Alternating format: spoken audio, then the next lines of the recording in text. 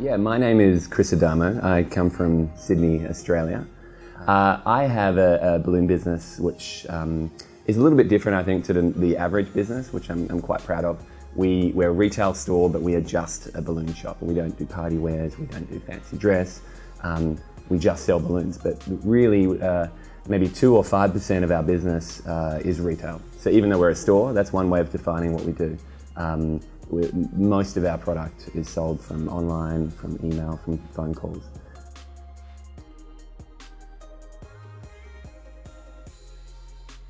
I had a good heart-to-heart with Rochelle and Bruce a couple of years ago, who are, they're great mentors of mine. Although they're my supplier, they're really good friends. And I said to Rochelle one day, I would love one day to be involved in WBC. Like, it's just, to me, that would just be the epicenter of where we can go, right? To be able to work with such wonderful people, and as I'm experiencing it these last few days, to rub shoulders with just a wonderful, beautiful, talented people, right? Was always something, in any capacity, right? Was always something I desired. So when I found out about the comp, and what I love doing at home more than anything is large, interesting technical builds, and to have that in this platform, I was drawn to it. Yeah, I just couldn't resist. So I put a lot of effort into the brief, and I was expecting to come back next time and try again. And the fact that I was asked just blew me away. Yeah, I was exceptionally excited. I think there was like 28 exclamation marks in my email replies, give or take.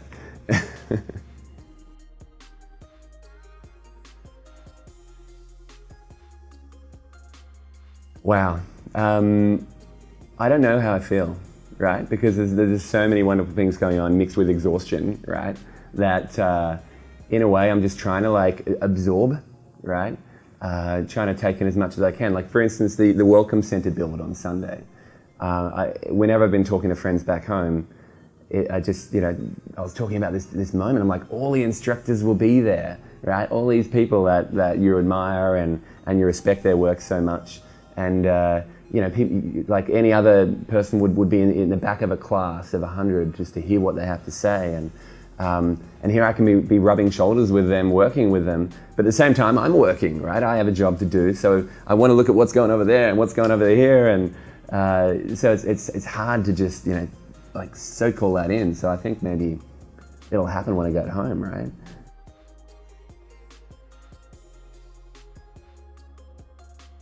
Yeah, I'm really excited about that. I've created multiple visual aids, but I often do 2D or 3D sketches digitally, because I've got a graphic design background. And as a segue, in fact, that's a big part of our business, right? I think we get a lot of the work because we can show a client what it will look like. And a part of the class, I was explaining, it's not just a build. I wanted to add some theory. I wanted to add some extra value to everyone that's coming. Or I guess for the purpose of the video, I'm teaching at WBC as well, but we're not here to talk about that. These visual aids are generally what in this case is my vision, but if it's a client, it's their vision, and I will add a second or a third option that's bigger or different, and you'd be amazed that if you can only see it, what it will look like, digitally. It can be a sketch. I'm just terrible at drawing. Then the amount of times I go for option C, even though it might be double, but if it's provided you can see it. So to me, I guess I've been getting myself, like the client, in a way, excited, and I'm going for option C. And so I've plenty of sketches, and so I've seen it in my head. We did a 3D rendered walkthrough of the space. And from a design perspective, we've broken it up into sections, and we're going to be building in groups, and of course, so I feel good about that. But then variables come into play, right? So I just don't know, the rigging and all that stuff. They're big variables, but what other ones are going to be thrown at me, and how can we go about that? And the comfort I take is the team, such an amazing team, working with Susan and Cam and LaDonna in particular, that I've been quite involved with for this project. They're just amazing, so calm, so just supportive, anything we need. And to know that on Friday, Saturday, I'll have them, they'll have my back, we'll be fine.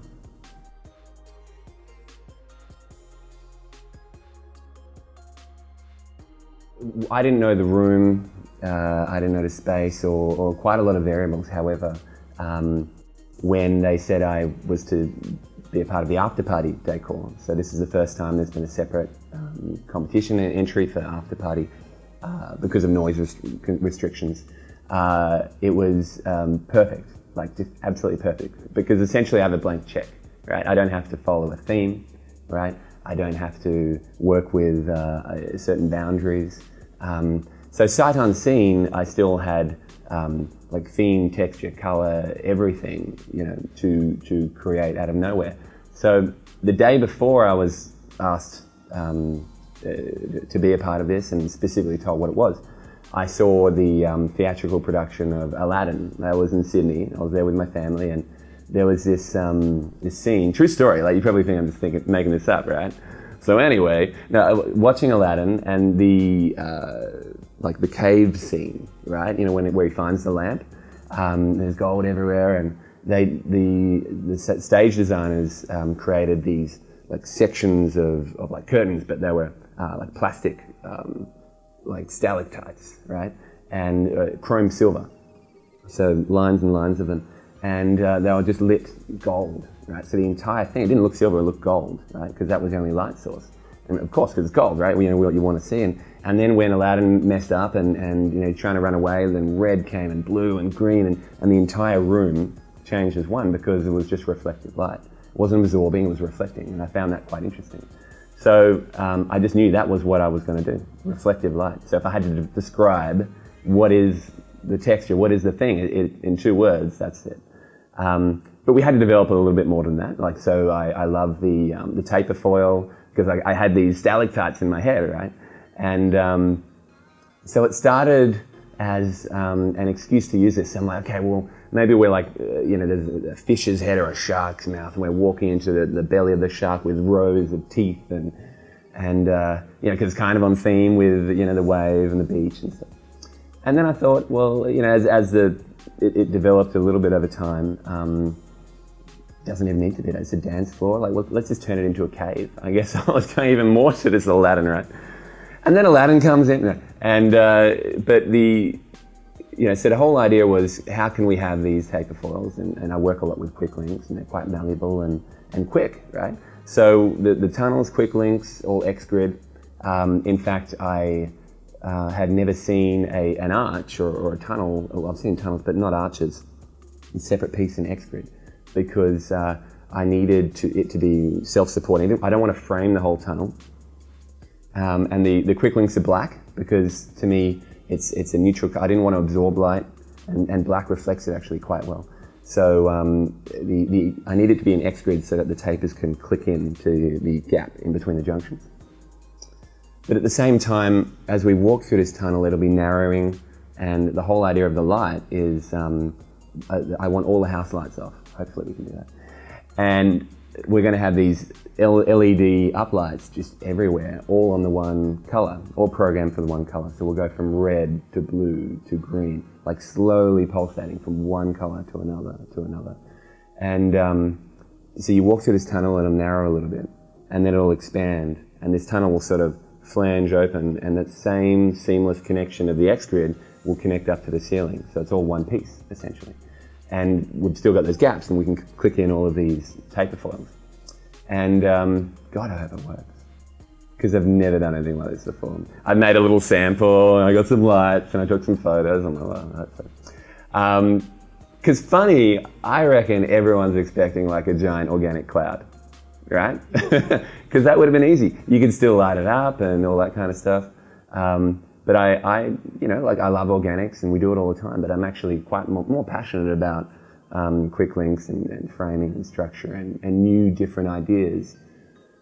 And back to the whole point of this blank check, right? Like, there's no preconceived opinion of the client. Like they're not expecting or guiding you or steering you in any one direction. So why not like push the boundaries, right? Why not create something that's, you know, as different as can be? And I haven't seen anything like this yet.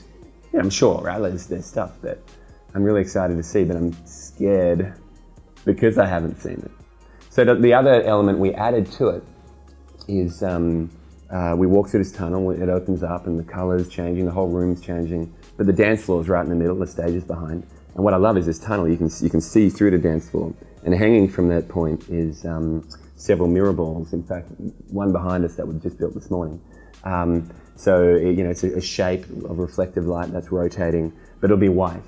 Okay, so the whole room is colour and it's changing, but we've got this one constant, which is this like neutral, soft white above the dance floor. So, and the band might have their own stuff going on. As you walk in, we didn't get a floor plan of the rigging points, so we had no idea how we're going to rig this giant sheet. So really out of necessity, right, we decided to build columns. We got these organic columns, and but they'll be black with silver taper foils again. And when chrome silver came out, I'm like, we got to use chrome silver, so we're going to include that as well, and that'll work perfectly for the color reflection. But we're using these columns because we will have points where the ceiling will be sagging because we didn't get an accessible rigging point, and we can just click that right under. So as you walk in, I think it worked great actually, because back to this cave idea, we've got these like rock, organic-y uprights, and it'll sort of help separate the room a little bit from one large, giant, continuous space. The other thing I wanted to do here with this design was to create a scenario or an environment or to transition, right, the guest from a hotel to a whole nother world. And true story, I find balloon decor often just accessorizes the space that you're already in. It's hard to hide where you are. You're in a bar, you're in a nightclub, you're in a hotel, you're at home, and you'll be theming with embellishments, you'll be adding to, but you're not really transforming. When you theme an event, it's very difficult to fill it completely, of course, because you have budget constraints and everything. In my research of past WBC decor, I hadn't seen anything that really immerses, I guess, in a whole new environment. So although it's simple, it's exceptionally simple, just quick links, X-grid, really, right? That's how I work though. I love fast and simple. I don't do too much deco twisting.